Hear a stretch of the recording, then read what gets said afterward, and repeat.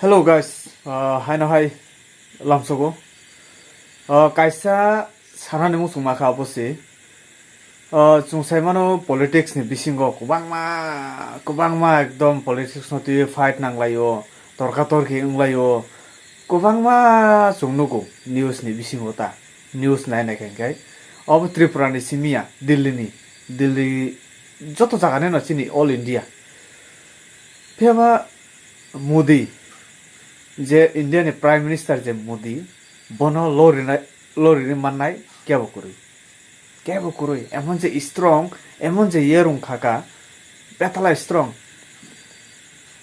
ব নুংজে সাফানো সাহাই তংনে নিনি কখনো পাত্তা বরিয়া আসু স্ট্রং খাবো ভিয়াবা গাইস কাইসা যে কোনো নেতা বইয়া কোনো পলিটিক্স নি বরক বইয়া অনলি খরকসে ইউটিউবার এমন যে লরি রিখা বন এমন যে লরি রিখা পুরা দুনিয়া লরি থাকা হাঙ্গামা নাং থাকা হাঙ্গামা সাবো হিংকে নরক না নাই সেমিয়া আংখাই একটা ভিডিও ফানা বিনি মিস খাইয়া ববো হিংকে ধ্রুব রাঠি হিনই কাছে ইউটিউব চ্যানেল তঙ্গু নরক নবই মানখানা থামনেল নরক হাবই বাসে সুং নাই দি বিনি ভিডিও নাই দি সামা কারণ হিংকে অনেক গোবাংমা নলেজ মানো গোবাংমা সরুমো মানো বিনি ভিডিও নো বিসিং তুই যে দেশ বড় থাঙই দं বিয়াং ফাইজিং থাঙই দं একদম ব্রাইট কক্সাও বাম্পার ইউটিউবার মানে আন বাগৈ আং আসু কোনো ইউটিউবার না আসু হামজা গিয়া হেবা আং দ্রুবরা থিনা হকে বেতলা বাম্পার কা হামজাগা ইংগে আং নরনো সামানি কে নরবো মোটামুটি সবাই মাননাই বিন ভিডিও নাইকে নাই দিন সামানি কক্সি নাই মানো। নমস্কার বন্ধুরা, এখন কি আমাদের দেশকেও একা চালিয়ে নিয়ে যাচ্ছে? এক মাস আগে যখন আমি আপনাদের এই প্রশ্নটা করেছিলাম তখন স্বাভাবিকভাবেই অনেকেই চমকে উঠেছিল, কিন্তু সেই সমস্ত মানুষ যারা মন থেকে তাদের দেশকে ভালোবাসে তাদের কাছে এই প্রশ্নটা গুরুত্বপূর্ণ। কারো মনে হয়তো একটা প্রশ্ন এসেছিল যে এটা হচ্ছে না আদৌ, কিন্তু গত এক মাসে যা ঘটেছে এই দেশে সেটা দেখে আপনার চোখ তো খুলে যাওয়াই উচিত না? দিল্লির প্রধানমন্ত্রী অরবিন্দ কেজরিওয়ালকে মানি ট্রেল ছাড়া কোনো কনভিকশন ছাড়া গ্রেপ্তার করে নিল। 3 জন ইলেকশন কমিশনারের মধ্যে 2 জনকে শুধু প্রধানমন্ত্রী নরেন্দ্র মোদী তার ইচ্ছেতে অ্যাপয়েন্ট করলেন। এই মুহূর্তের সবচেয়ে বড় স্ক্যাম ইলেকটোরাল বন্ড, যেটা টিভির পর্দা থেকে আর খবরের কাগজের পাতা থেকে সরিয়ে দেওয়া হলো। এমনকি দেশের সবচেয়ে বড় অপোজিশন পার্টি কংগ্রেস বলছে তাদের সবার ব্যাংক অ্যাকাউন্ট ফ্রিজ করা হয়েছে, তাই তারা ক্যাম্পেইন করতে পারছে না। বহু বছরের পুরনো কেস নিয়ে ইনকাম ট্যাক্স ডিপার্টমেন্ট ঠিক ভোটের আগে তাদের উপর 1700 কোটির ফাইন লাগিয়েছে। রিপোর্ট এটাও বলছে কমিউনিস্ট পার্টির উপরও 11 কোটির ফাইন লাগানো হয়েছে। দেশের সমস্ত জায়গায় যে কোনো অপোজিশন পার্টি তাদের ক্যান্ডিডেট ডিক্লেয়ারের সঙ্গে ইডি আর আইডির নোটিশ চলে আসছে। আর কংগ্রেস তো এটাও বলছে যে তাদের পেড অ্যাডভার্টাইজমেন্ট খবরের কাগজে ছাপতে দেওয়া হচ্ছে না। এটাকে ছাপানোর জন্য আমরা নিচে আমাদের নাম দিলাম, পুরো ব্যাপারটা লিখলাম, চাঁদা দাও কাজ নাও এসব চলছিল। এই বিজ্ঞাপনটাকে ছাপার জন্য মুখ্য যে আকবর ছিলেন তিনি বারণ করে দিয়েছেন। এটা কি হচ্ছে এই দেশে? মানে এইভাবেই কি আমাদের ইলেকশনটা হয়ে যাবে? তাহলে দেশের গণতন্ত্রকে বাঁচানোর জন্য আমরা এখন ঠিক কি করতে পারি?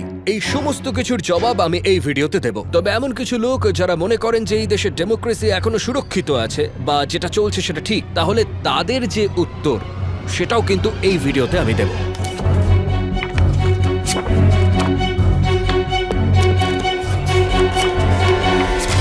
কেজরিওয়ালের গ্রেপ্তারের বিরুদ্ধে কংগ্রেস নেতা রাহুল গান্ধী এটাই বলেছিলেন, একনায়ক ভয় পেয়েছে তাই গণতন্ত্রকে মৃত করতে চাইছেন তিনি। নেতাদের ধমকানো হচ্ছে, টাকার জোরে সরকার বদলে ফেলা হচ্ছে, নেতাদেরকে জেলে পোড়া হচ্ছে, এটা সম্পূর্ণভাবে ম্যাচ ফিক্সিং করার চেষ্টা করা হচ্ছে।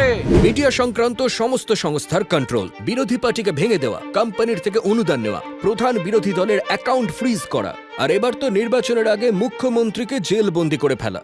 চেষ্টা করা হচ্ছে কংগ্রেস দলটাকেই শেষ করে দেবার, এবং এই চেষ্টা কিন্তু গত কয়েক মাস ধরে চলছে।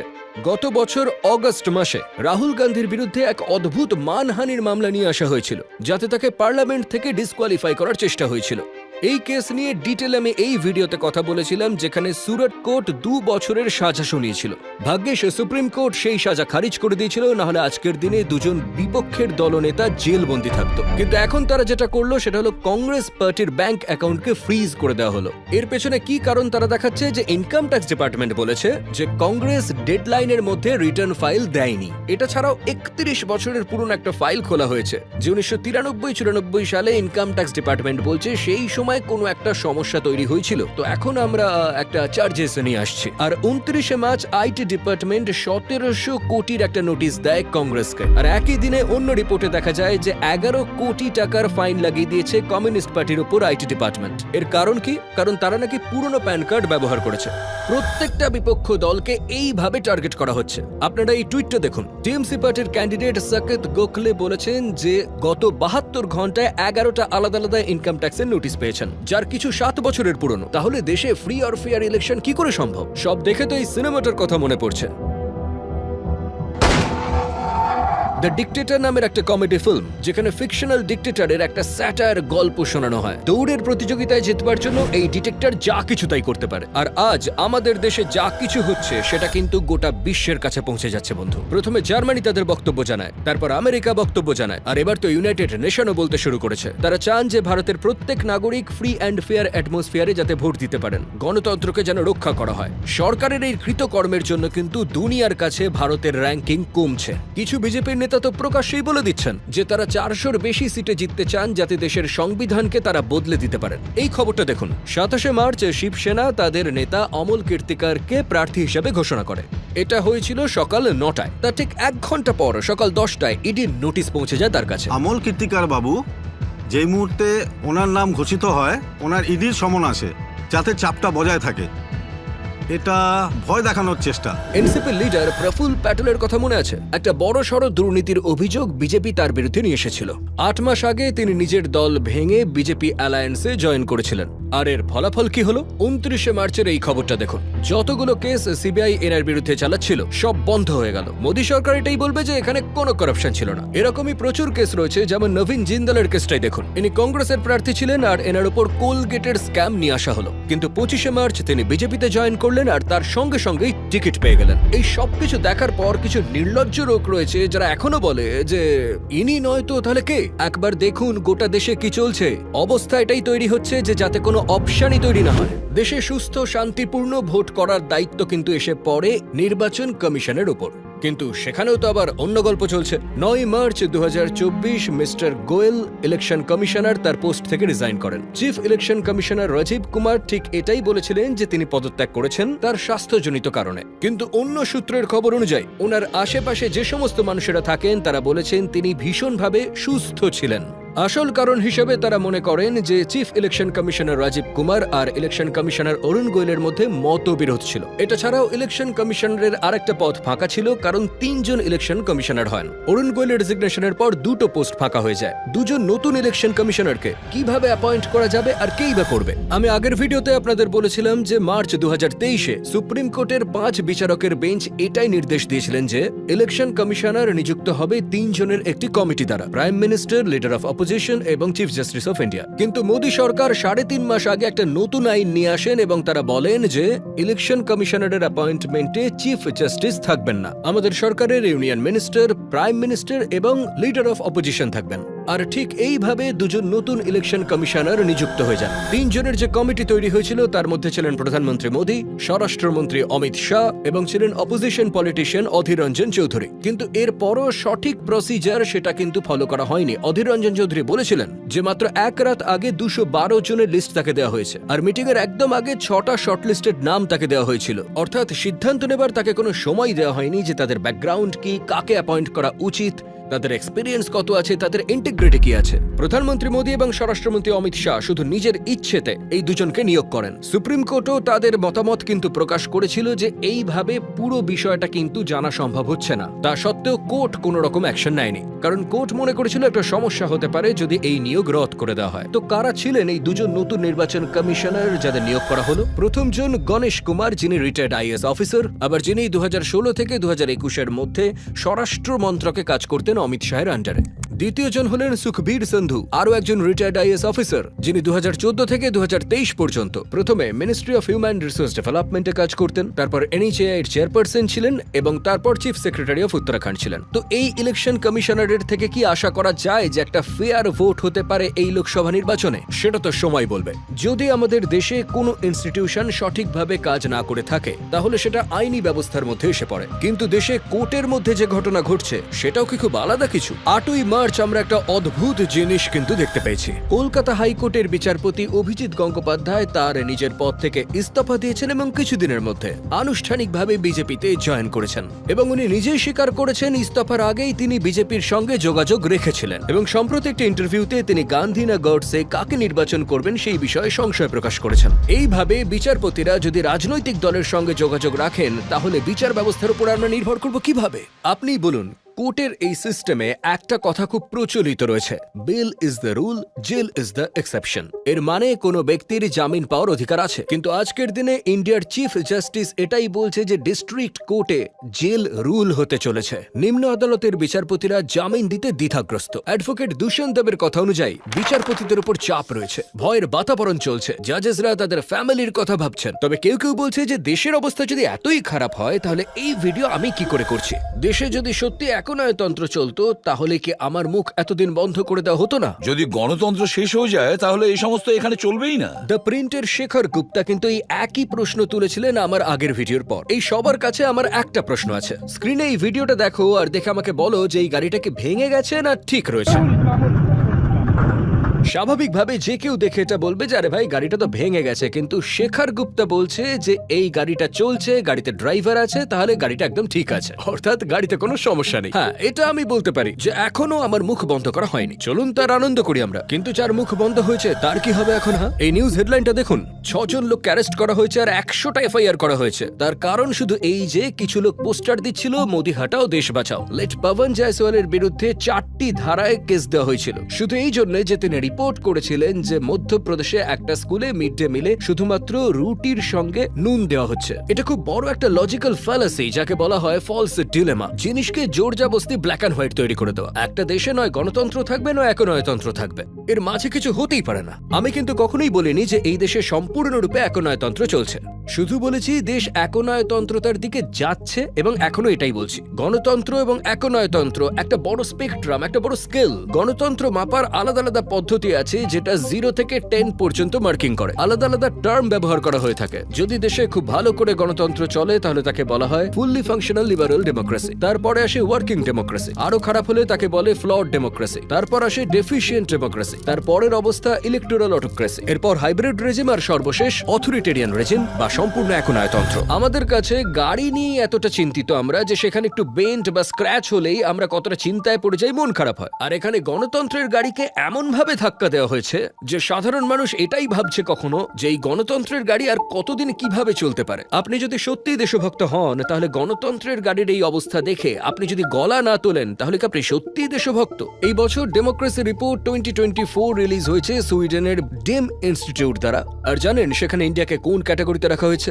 ইলেকটোরাল অটোক্রেসির আওতায় আনা হয়েছে, ফুল ডিক্টেটরশিপ থেকে মাত্র 2 পা দূরে। এর মানে হলো যে দেশে বিভিন্ন দলের ভোট তো হচ্ছেই, কিন্তু একটা ফেয়ার লেভেল প্লেইং ফিল্ড পাওয়া যাচ্ছে না। ব্যক্তি স্বাধীনতাকে খর্ব করা হচ্ছে। এই রিপোর্টে বলা আছে যে মোদী সরকার সেডিশন, ডিফেমেশন এবং কাউন্টার টেররিজম আইনের ব্যবহার করছে নিজের প্রতি ওঠা সমালোচনার ঝড়কে থামানোর জন্য। আর খুব তাড়াতাড়ি এই লিস্টে আরও একটা আইন যোগ হতে পারে। ব্রডকাস্টিং সার্ভিসেস রেগুলেশন বিল 2023 মধ্যে নতুন আইটি রুল নিয়ে আসার চেষ্টা করা হচ্ছে। এর মাধ্যমে ব্রডকাস্টিং শব্দটাকে একটি ব্রড ওয়েতে ধরা হচ্ছে। যার যার নিজেদের ইউটিউব চ্যানেল আছে, ফেসবুক পেজ আছে, ইনস্টাগ্রাম হ্যান্ডেল আছে বা হোয়াটসঅ্যাপ চ্যানেল আছে, সবকে ব্রডকাস্টার ক্যাটাগরিতে আনা হবে। সব ব্রডকাস্টারকে সরকারের কাছে গিয়ে রেজিস্ট্রেশন করতে হবে এবং সরকারের একটা সেন্ট্রাল ইভ্যালুয়েশন কমিটি থাকবে যাদেরকে খুব বেশি পাওয়ার দেওয়া থাকবে। ব্রডকাস্টাররা শুধু সেটাই ব্রডকাস্ট করতে পারবে যেটা এই কমিটি থেকে শুধুমাত্র অনুমোদন পাবে, except for specific programmes exempted by the government. এই আইনের মাধ্যমে সরকারের হাতে এতটাই ক্ষমতা থাকবে যে কোনো নোটিশ ছাড়াই ইউটিউবারের ইকুইপমেন্ট তারা সিজ করে নিতে পারে। তো একটা বিষয় তো পরিষ্কার হলো যে সোশ্যাল মিডিয়াতে মানুষের বিদ্রোহটাকেও কিন্তু বন্ধ করে দেবার চেষ্টা করা হচ্ছে। তো যখন আমার কণ্ঠস্বরও পুরোপুরি বন্ধ করে দেওয়া হবে তখন কি জবাব দেবেন? তখন কি তর্ক বেঁচে থাকবে? আর আরে বলারই তো কেউ থাকলো না। তাহলে গণতন্ত্র দেশে খুব ভালো চলছে। হ্যাঁ, আর কখনো এই ভুল ভাবনা ভাববেন না যে আমি সরকারকে সাপোর্ট করছি, মোদির ভক্ত, আমার কিছু হবে না। দেশে যদি একনায়তান্ত্রিক হয়েও যায় তা সত্ত্বেও আমার সবকিছু ভালোই চলবে। সোনাম ওয়াংচুক একবারই সরকারকে সাপোর্ট করেছিলেন যখন আর্টিকেল 370 সরিয়ে দেওয়া হয়েছিল। আমার মতে এটা লাদাখের জন্য খুব খুশির খবর। এটা যার অধিকার ছিল সে ওটা ফিরে পেয়েছে। কিন্তু যখন তার এরিয়াতে কোনো সমস্যা আসে আর উনি নিজে সেই দাবি দেওয়ার কথা রাখেন 21 দিন অনশনে কাটানোর পরেও সরকার কোনো বিবৃতি দেয়নি। ডিক্টেটরশিপে একজন ডিক্টেটর শুধু নিজের অহংকার, ক্ষমতা আর পয়সার কথা ভাবেন, জনগণের কথা কিচ্ছু এসে যায় না। প্রচুর কৃষক সরকারের সমর্থনে ছিল, কিন্তু যখন তারা জানতে পারলেন যে তারা নিজেদের প্রাপ্য আর দাবি করতে পারবেন না, যখন সমস্ত মিডিয়া তাদের দেশদ্রোহী হিসাবে আখ্যা দেবে, তখন তারা বুঝতে পারবে যে ডিক্টেটরশিপের আসল মানেটা কি। ধরুন আপনি একজন স্টুডেন্ট, হয়তো পেপার লিক হয়েছে, চুপ করে বসে থাকুন। মূল্য বৃদ্ধি নিয়ে আপনি সোচ্চার হচ্ছেন, থামিয়ে দেওয়া হবে আপনাকে। প্রত্যেক দিনের জীবনে আপনি যদি কোনো কিছুর বিচার না পেয়ে থাকেন, তাহলে আপনার কাছে কোনো অপশন থাকলো না, শুধু মুখ বন্ধ করে চুপ করে বসে থাকা ছাড়া। বেকারত্ব আর মুদ্রাস্ফীতি নিয়ে এই বিষয়টা তো চলছে, সেটা আমরা দেখেই নিয়েছি। 2023 অগস্ট মাসে মিনিস্টার জিতেন্দ্র সিং পার্লামেন্টে বলেছিলেন 9,60,000-এর মতো সেন্ট্রাল গভর্নমেন্ট পোস্ট কিন্তু ফাঁকা রয়েছে। প্রাইভেট জবের কথা যদি বলি, তাহলে হায়ারিং প্ল্যাটফর্ম ইনডিড এই বছর ফেব্রুয়ারিতে বলেছে ডিসেম্বর 2021 থেকে ফ্রেশার জব পোস্টিং এর হার কিন্তু ক্রমশ কমছে। মার্চ 2024-এর একটা রিপোর্ট, ফ্রন্টলাইনার আইটি সেক্টরেও হায়ারিং কিন্তু কমতে শুরু করেছে। চাকরির অবস্থা এতটাই খারাপ যে হরিয়ানা সরকারকে 10,000-এর উপর কন্ট্রাকচুয়াল লেবারের জব অ্যাডভার্টাইজমেন্ট করতে হয়েছিল, সেটা ইসরায়েলকে, একটা দেশ যেটা এখন যুদ্ধক্ষেত্র হিসেবে পরিচিত। সেখানে হরিয়ানার ইউথকে হরিয়ানা সরকার পাঠিয়ে দিচ্ছে। এটাই দেশের জবের অবস্থা। আর মূল্যবৃদ্ধি কি বা বলবো, পেট্রোলের দাম 90 টাকা থেকে বেড়ে 110 টাকায় পৌঁছে গেছে। জানুয়ারি 2024-এর রিপোর্ট বলছে যে ইউনাইটেড নেশনের যে ফুড প্রাইস ইন্ডেক্স রয়েছে, সেখানে গ্লোবাল ফুড ইনফ্লেশনকে -10.1%-এ দেওয়া হয়েছে, মানে গোটা বিশ্বে খাবারের দাম কমছে। সেখানে ইন্ডিয়ায় ফুড প্রাইস ইন্ডেক্স 2023 ডিসেম্বরে কি রয়েছে, ইনফ্লেশন 9.5%-এ। সরকার 80 কোটির বেশি মানুষকে ফ্রিতে খাবার দিচ্ছে। আচ্ছা বলুন তো, এটার কি দরকার রয়েছে? কেন বিনা পয়সায় খাবার দিতে হবে? কারণ তাদের খাবার কেনার মতো কোনো অর্থ নেই। এত কিছু শোনার পরও কেউ কেউ এটাই বলবে যে ভাই তুই শুধু মোদি সরকারকে নেই কেন বলতে থাকিস। But what about Indira Gandhi's dictatorship? উনিও তো ডিক্টেটর ছিলেন। তাহলে ওনার ডিক্টেটরশিপ নিয়ে কেন তুমি কথা বলছো না? তবে এটা কিন্তু একটা বেকার তর্ক। আসলে এটাকে বলা হয়ে থাকে রেড হেরিং ফ্যালাসি। আচ্ছা, আমি কি সেই সময় ছিলাম যখন তিনি এমার্জেন্সি আরোপ করেছিলেন? না তো। যদি থাকতাম তাহলে হয়তো এই ভিডিওই তৈরি করতাম। তবে যদিও আমি পুরো একটা ভিডিও তৈরি করেছি ইন্দিরা গান্ধীর এমার্জেন্সির ওপর, যেখানে বলেছি যে ডেমোক্রেসির ওপর একটা কালো দাগ ছিল, কিন্তু শুধু সেই সমস্যার কথা ভাবলে আজকের সমস্যা কিন্তু মিটবে না। ওই সময় যেটা হয়েছিল সেটা ভুল ছিল, আর এখন যেটা হচ্ছে সেটাও খুব খারাপ হচ্ছে। সেই সময় কিছু মানুষের আত্ম উৎসর্গের জন্য ডেমোক্রেসি বাঁচিয়ে রাখা গেছিল, কিন্তু আজ কে বাঁচাবে এই দেশকে? মিডিয়াকে কিনে নেওয়া হচ্ছে, অর্গানাইজেশনকে কম্প্রোমাইজ করতে হচ্ছে, অপোজিশন লিডারকে জেলে ভরে দেওয়া হচ্ছে। তাহলে বেঁচে থাকলো কারা? আমরা বেঁচে আছি, দেশের মানুষ, we the people of India. আমাদের শেষ একটা আশা আছে। জরুরি অবস্থার সময় যেভাবে মানুষেরা বিদ্রোহের আওয়াজ তুলেছিল, আর তারপর যে নির্বাচন হয়েছিল সেখানে ইন্দিরা গান্ধী হেরে গেছিল, ঠিক সেইভাবে আজও কিন্তু আনডিক্লেয়ার্ড এই যে এমার্জেন্সি অবস্থা, তার বিরুদ্ধে সোচ্চার হওয়ার প্রয়োজন আছে। যদি আপনি ভারত মাতার জয় বলেন, তাহলে ভারত মাতাকে বাঁচাতে কিন্তু তৈরি হন। যদি গান্ধীজি, ভগৎ সিং, নেতাজি সুভাষচন্দ্র বসুকে রেসপেক্ট করেন, তাহলে মনের জোর নিয়ে আসুন। যে স্বাধীনতা তাদের রক্তের বিনিময়ে তারা আমাদের এনে দিয়েছিলেন, সেই স্বাধীনতাকে বাঁচানো, ভারতের গণতন্ত্রকে বাঁচানো আমাদের কর্তব্য। এই ভিডিও যারা যারা দেখছেন, প্রত্যেকে গণতন্ত্রকে বাঁচানোর একজন কারিগর ভাবুন। এর দায়িত্ব কিন্তু আমাদের সবার। স্টেপ 1, নিজে আগে সোচ্চার হন।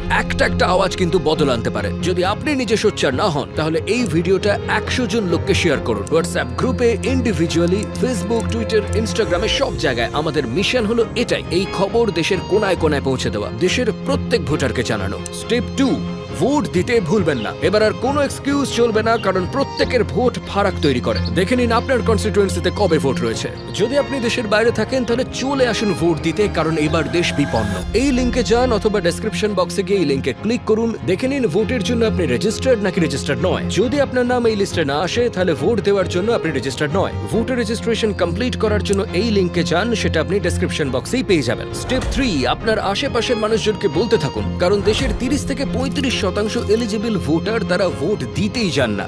আপনার পরিবারের সবাইকে কনভিন্স করুন, বন্ধুদের বলুন, আপনার এলাকার প্রত্যেককে অবগত করুন। যে বাজারওয়ালার কাছে আপনি রোজ বাজার করতে যান, যার কাছে রোজ জামা কাপড় ইস্ত্রি করেন, যিনি আপনার বাড়ির সমস্ত কাজ করে দেন, এত মানুষের কাছে আপনি পৌঁছে যেতে পারেন এবং দেশের এই এমার্জেন্সি অবস্থার কথা তুলে ধরতে পারেন তাদের কাছে, আর তাদের কনভিন্স করতে পারেন ভোট দেওয়ার জন্য। এটা ভাববেন না যে আপনি একা কি বদলাবেন। কৃষ্ণ যেমন গীতাতে বলেছেন, ফলের চিন্তা করো না, যে কাজটা তোমার সেই কাজটা তুমি করো। এই ভিডিও যারা দেখছেন তাদের মধ্যে প্রত্যেকে যদি এটা শপথ করেন যে আগামী 20 দিন আমি রোজ 5 জনের কাছে গিয়ে এটা জানাবো, তাহলেই কিন্তু কাজ হয়ে যাবে। আমরা 1 কোটির বেশি মানুষের সাথে ইউটিউব চ্যানেলের সাথে জুড়ে যদি একজন মানুষ 100 জনের কাছে পৌঁছে যায়, তাহলে দেশের কোনায় কোনায় 100 কোটির থেকে বেশি এলিজিবল ভোটারের কাছে পৌঁছে যেতে পারবো। আর স্টেপ 4, এই সমস্ত কাজ কিন্তু আনন্দে নিজের ইচ্ছেতে করতে হবে। হাসি ভালোবাসা ছড়িয়ে দিন যাতে কিনা একনায়কের অহংকার ডুবে যায়। আসলে ভালোবেসে আপনি যে কাজটাই করে থাকুন না কেন সেটা সহজেই সফলতা পেয়ে যাবে। তাহলে এই 4টে জিনিস মনে রাখবেন: নিজে সোচ্চার হন, ভোট দিতে যান, অন্যকে ভোট দিতে বলুন এবং ভালোবাসা সবার মধ্যে ছড়িয়ে দিন। ব্যাস, শুধু এটুকুই দরকার। তাহলে আমরা দেশকে বাঁচিয়ে দেবো, আর দেশকে আমরা বাঁচাবোই। ইনকিলাব জিন্দাবাদ। জয় হিন্দ।